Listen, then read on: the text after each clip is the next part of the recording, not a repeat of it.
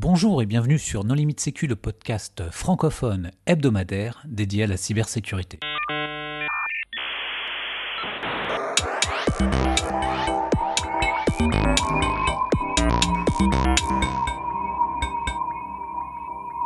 Alors aujourd'hui, un épisode très particulier. Nous enregistrons en présentiel au forum InCyber 2026 à Lille. Et nous recevons un invité qui est un habitué du podcast puisqu'il s'agit de David Groux. Bonjour David. Bonjour. Pour discuter avec lui, les contributeurs No Limit Sécu sont Hervé Schauer. Bonjour. Et moi-même, Nicolas Ruff. Alors David, pour commencer, est-ce que tu veux bien te présenter pour les auditeurs qui n'ont pas écouté les épisodes précédents ? Bien sûr, donc David Groux, je suis en charge des équipes techniques chez Google Cloud Security depuis maintenant une dizaine d'années. Auparavant, j'étais chez Mendiant et je suis arrivé à travers le rachat. Et j'acte comme CTO pour l'Europe pour l'entité sécurité de Google. Alors David, si tu viens aujourd'hui, c'est pour nous parler d'un document que ton équipe a produit qui s'appelle le rapport M-Trends. Tout à fait. C'est un rapport qu'on publie maintenant depuis un peu plus de 15 ans, qui est publié chaque année et qui reprend les statistiques vues sur le terrain par les équipes Mendiant. Donc pour donner une idée un petit peu de cadre statistique cette année, on parle d'environ 500 000 heures d'investigation qui sont analysées et qu'on l'on ramène dans un rapport avec les grandes tendances, les grandes choses à retenir et qu'on partage avec nos clients et nos non-clients puisque le rapport est disponible pour tout le monde. C'est plutôt un rapport sur la cybercriminalité de l'année passée ou sur les incidents constatés globalement ? C'est sur les incidents constatés par nos équipes. Donc c'est 500 000 heures de réponse à incidents faites par les équipes Mendiant sur 73 pays à travers la planète du 1er décembre au 31 décembre 2025. Donc ça peut inclure des accidents ? Ça peut inclure des accidents, ça peut inclure des investigations liées à des équipes plutôt étatiques, cybercriminelles ou aussi des sans origine connue. Oui, donc plutôt espionnage, quoi, étatique au sens espionnage et pas du tout cybercriminel. Enfin, ceci dit, est-ce que justement une des tendances de l'année, c'est pas qu'on n'arrive plus à faire la distinction entre les États et les cybercriminels ? Alors, ce n'est pas une tendance de l'année, parce que ça fait déjà plusieurs années que la frontière entre les deux devient assez floue, notamment pour certains pays. On avait publié à l'époque, c'était APT41, donc le groupe chinois, on appelait ça double communication, qui était capable aussi bien de travailler pour l'État que pour ses propres besoins financiers de cybercriminels. Donc en effet, la frontière peut devenir assez vague. On essaie au maximum pendant l'investigation de déterminer d'où et qui peut être derrière l'attaque. Il y a un certain nombre de cas dans lesquels on est incapable de dire si c'était volontaire cybercriminel ou si c'était étatique. Donc on laisse dans du inconnu en termes de statistiques. Bon, et donc qu'est-ce qui s'est passé en 2025 ? C'est la supply chain, c'est l'IA, c'est les équipements de bordure, c'est quoi qu'est-ce que vous avez vu ? Alors, on a vu plusieurs éléments. Si j'essaie de prendre dans le top priorité des éléments qu'on a pu voir au niveau mondial, le premier élément sur lequel on a été le plus sollicité, c'est vraiment les notions de voice phishing, donc d'hameçonnage à travers la voix, si je le mets en modèle un peu français. Notamment, je pense que les auditeurs auront tous entendu parler à un moment ou à un autre des Shiny Hunters, qui sont ces post-adolescents, 18 à 25 ans, plutôt basés en Europe et aux États-Unis, qui essayent d'appeler des entreprises et de se faire passer pour des employés pour ensuite gagner l'accès sur le réseau. Donc ça, c'était clairement une tendance 2025. Alors j'ai toujours tendance à dire, attention, on parle de chiffres et de valeurs chiffrées, donc il y a un biais statistique. Le biais statistique, c'est ce que nous, on a vu. Et comme on a été les premiers à communiquer sur ce type de sujet, on a été automatiquement catégorisés comme étant plutôt experts du sujet. Et donc les victimes suivantes ont eu tendance à nous appeler. Donc ça a un petit peu de biais statistique sur le fait qu'on a été appelé un peu plus souvent. Mais c'est globalement une des grandes, tendances que l'on a vues. La seconde que tu as mentionnée dans ta question, donc je rebondis dessus, et c'est vraiment ce qu'on voit toujours, c'est l'utilisation des périphériques de bordure, que ce soit VPN, firewall, concentrateur. Ça reste un élément statistique extrêmement prégnant dans l'ensemble de ce qu'on opère et de ce que l'on voit, parce que c'est entre guillemets plus facile et moins cher pour les attaquants.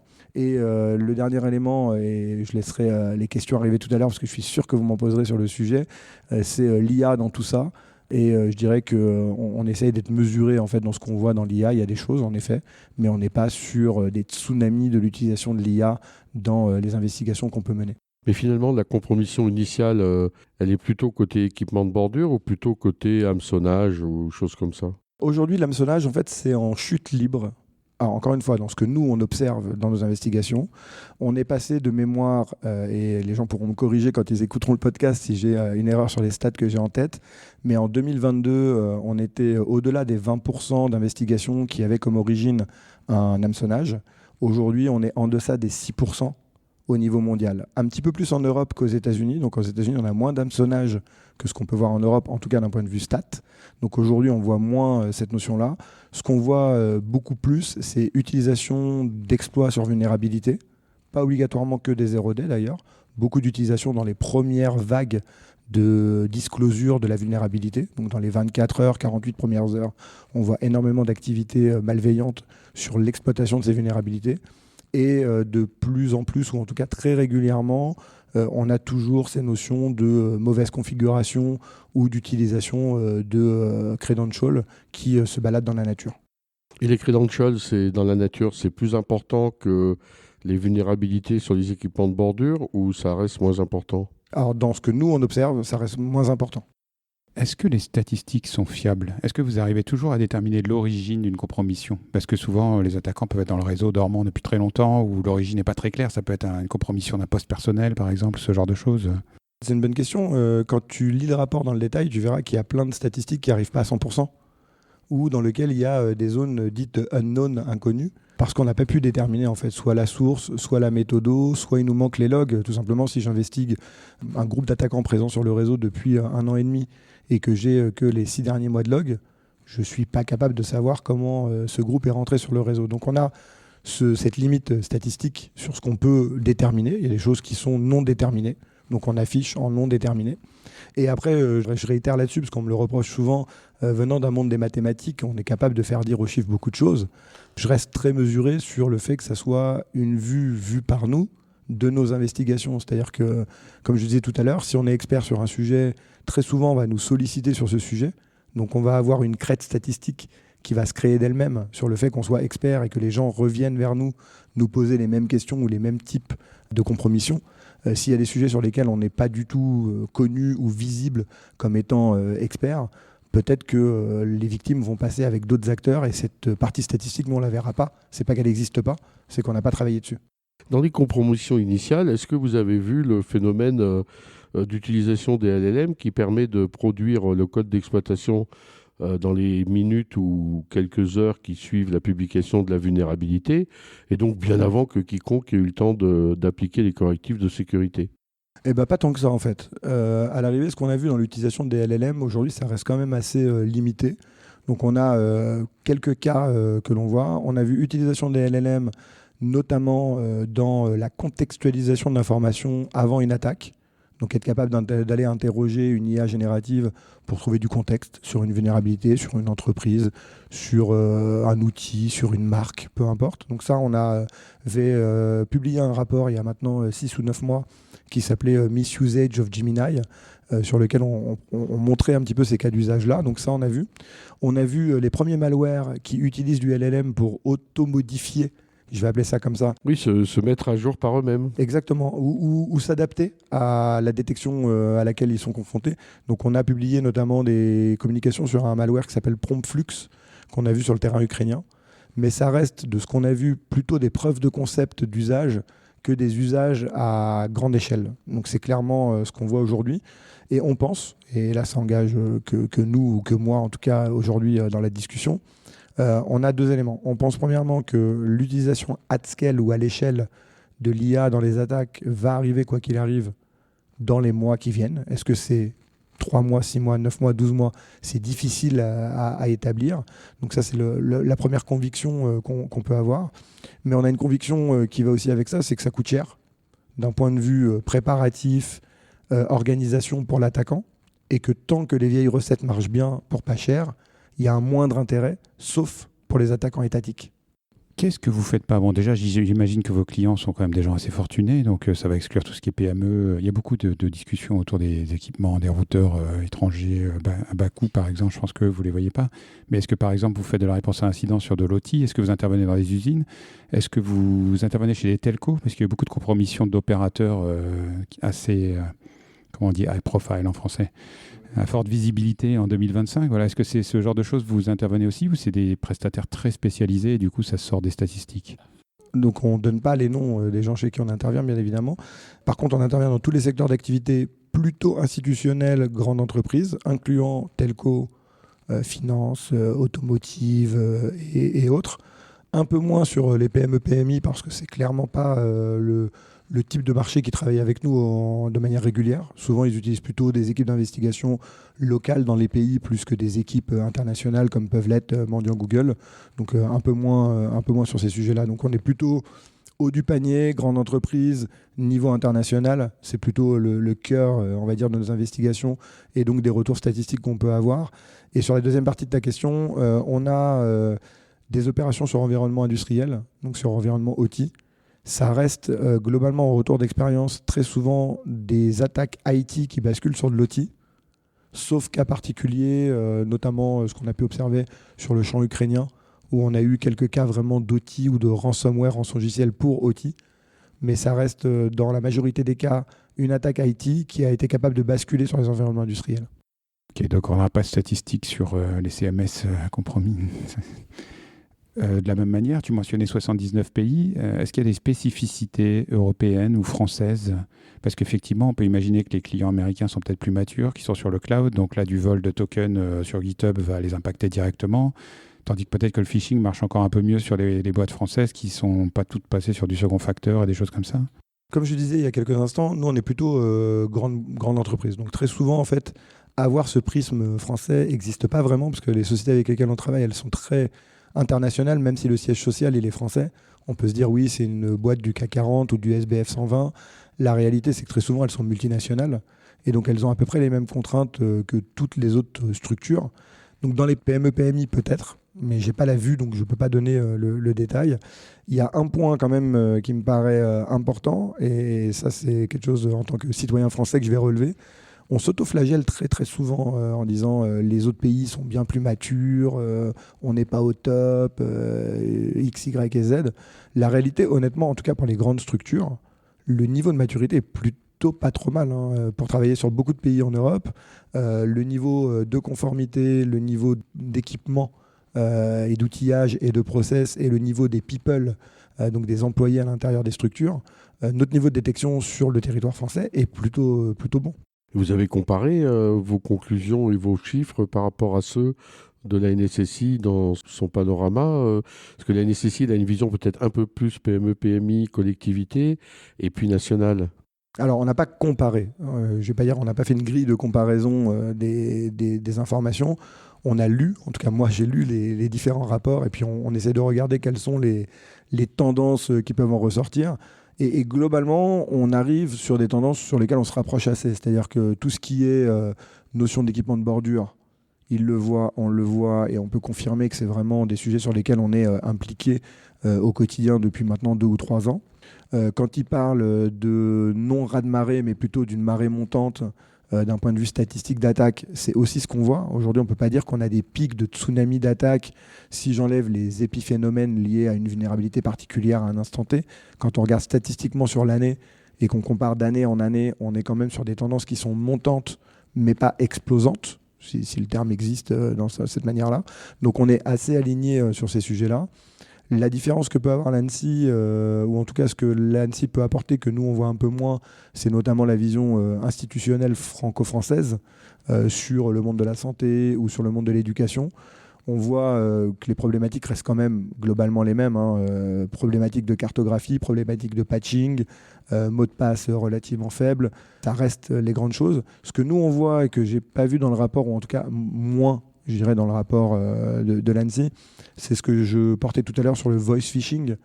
Nous, on a vraiment eu beaucoup d'activités au courant de l'été de l'année dernière sur ces adolescents plus qui attaquaient les helpdesk, qui essayaient de se connecter à des réseaux, d'enrôler des nouvelles machines pour aller récupérer des données de manière massive. Ça, c'est un élément qui, pour nous, a été prégnant. Je l'ai moins senti dans l'écosystème français en termes de statistiques, même s'il a été mentionné plusieurs fois sur 1 ou 2 cas français, ou en tout cas d'entreprises potentiellement françaises par l'agence. J'ai lu sur Internet que le ransomware de nos jours, en fait, ne chiffrait plus les données, qu'aujourd'hui, les gens se contentaient d'exfiltrer et de publier ou de rançonner. Est-ce que c'est vrai ou est-ce qu'il y a encore des gens qui chiffrent Et je vais répondre entre les deux. Petite réponse de Normand. C'est vrai, mais il y a toujours des gens qui chiffrent. Donc la réalité, c'est que depuis Colonial Pipeline, il y a eu un changement de méthodologie de la plupart des groupes d'attaquants rançongiciels, parce que le département de la justice aux États-Unis a durci en fait le niveau pénal lié à un impact sur un environnement industriel ou un environnement d'entreprise. Donc le fait de chiffrer, c'est pas lui qui était le plus important d'un point de vue légal, c'était le fait d'immobiliser une entreprise. Et donc on a vu assez rapidement après Colonial Pipeline, et on le voit très régulièrement, du vol d'informations pur et dur, sans chiffrement de données.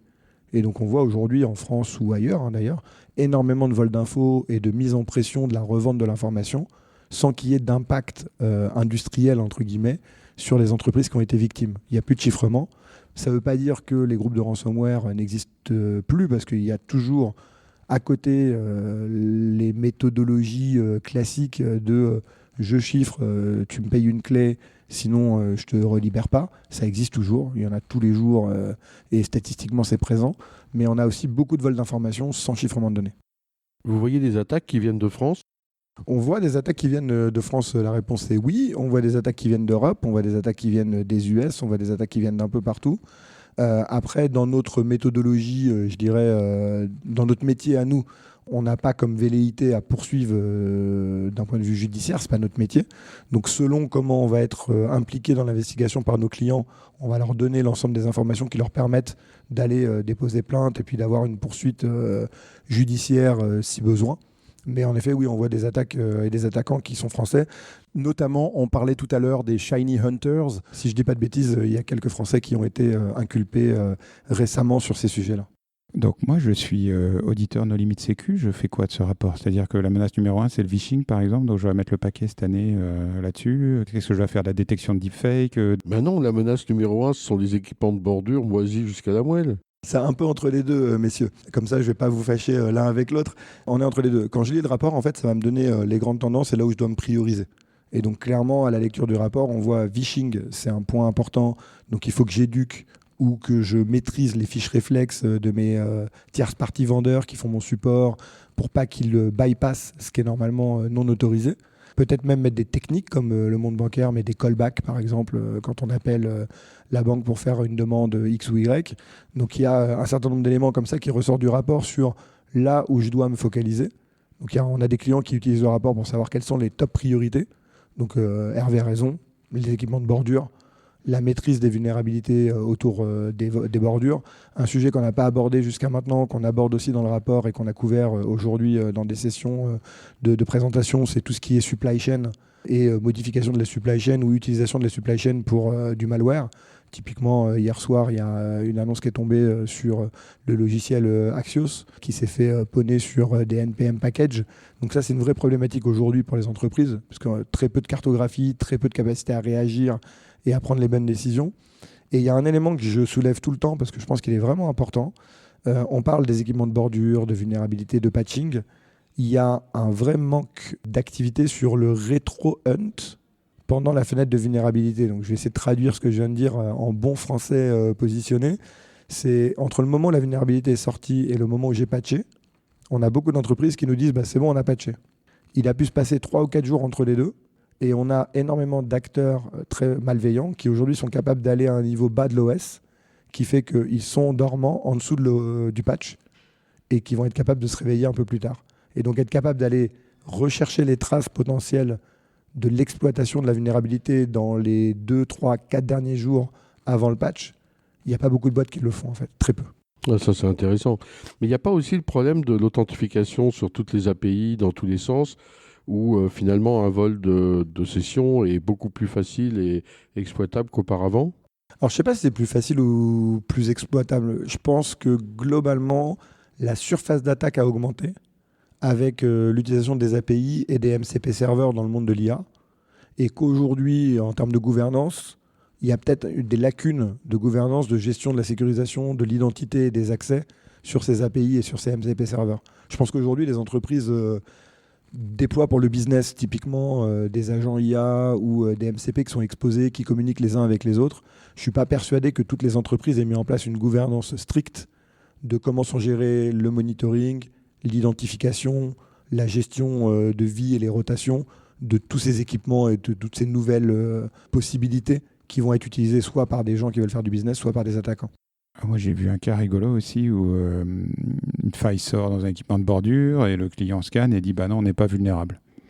Et en fait, c'est juste l'attaquant était tout de suite rentré dans le système, il avait déployé sa backdoor, il a patché. Et du coup, le client a pensé que ses équipes IT avaient bien fait le boulot et qu'ils n'avaient jamais été vulnérables parce que tous ces scans étaient revenus verts. Il y avait une fenêtre d'exposition qui n'avait pas été mesurée et dans laquelle l'attaquant s'était infiltré. Et là, ça, c'est difficile à trouver a posteriori. Ouais, et on revient sur ce que je disais tout à l'heure. En fait, cette notion d'être capable de faire le rétro-hunt dans le terme bien anglo-saxon, c'est un vrai sujet, en fait. Parce qu'on a eu des cas, alors pas l'année dernière à ma connaissance, mais l'année d'avant, où les attaquants étaient capables d'aller si profondément dans l'operating system que le seul contournement a été de jeter à la poubelle les équipements pour les remplacer.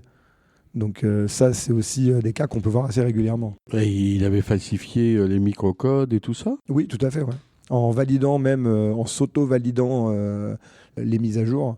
Et donc derrière, c'était si profond dans le code que l'éditeur en question a juste rappelé en usine des milliers de box et les a remplacés. Alors qu'il suffisait de se brancher en JTAG sur la carte mère pour reflasher le microcode, ça a été tellement simple pour les RSSI. Je ne sais pas si c'était simple. Si j'avais été malin, moi, j'aurais pas jeté mon équipement, je l'aurais vendu à un broker pour qu'il le revende aux enchères à quelqu'un d'autre sur une place de marché. Mais bon. C'est très à la mode. D'ailleurs, une autre statistique, comme ça je termine sur une petite statistique un peu... alors, je ne vais pas dire qu'elle est marrante parce qu'elle ne l'est pas du tout. On a fait notamment, dans les investigations qu'on a menées, la statistique de temps entre le moment où le premier attaquant rentre sur un équipement ou sur le réseau et le moment où il revend cet accès à un deuxième attaquant ou quelqu'un qui bosse avec lui, on va appeler ça comme ça. En 2022, on était aux alentours de 8 heures entre le moment où l'access broker allait vendre son accès, enfin accéder puis allait vendre son accès. Sur les stats qu'on a fait sur l'année dernière, on est à moins de 22 secondes. Pardon. Oui, mais ce qui est cohérent, puisque finalement, si tu prends un access token, par exemple OAuth, il est valable 1 heure. Si tu prends un cookie de navigateur, il y a des réauthentifications régulières. Donc, on va dire au-delà de 1 heure ou 2, tes credentials, ils sont déjà périmés sur la plupart des systèmes. Si on ne parle pas de login mot de passe, si on parle vraiment de cache ou de clé d'API, des choses comme ça. Non, mais tu as raison. Et d'ailleurs, en plus, ça posait des conflits entre les acteurs malveillants qui achetaient des accès. Les accès étaient plus valides, donc il fallait rembourser les accès et ils se battaient un peu entre eux. Donc l'idée, c'est qu'aujourd'hui, ils travaillent presque en coopération temps réel, en disant c'est bon, j'ai accédé, je te donne tout de suite l'accès dans les 20, 25, 30 secondes, et je suis sûr que tu vas me payer parce que tu vas avoir accès et que tu vas être content parce que j'ai trouvé un accès. Je vais poser une question qui fâche, mais est-ce qu'on fait de la prospective ou pas ? Tu peux, moi, il n'y a rien qui me fâche. Qu'est-ce qui va se passer en 2026 ? Honnêtement, c'est compliqué d'être dans le monde de Madame Irma de 2026. Je dirais que déjà, une chose sur laquelle je suis sûr d'avoir raison, c'est que toutes les vieilles recettes de grand-mère, elles marcheront toujours.